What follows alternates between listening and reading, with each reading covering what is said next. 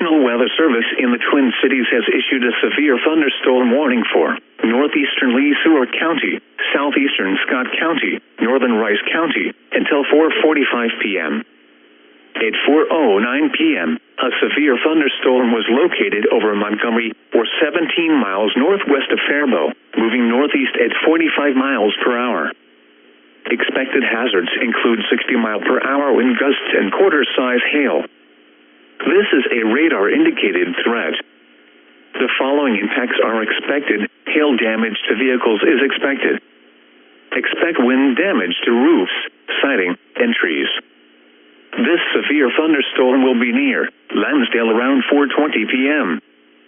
Webster around 4:25 p.m. Other locations in the path of the severe thunderstorm include Elko, New Market. A tornado watch remains in effect until 10 p.m. for south-central Minnesota. For your protection, move to an interior room on the lowest floor of a building.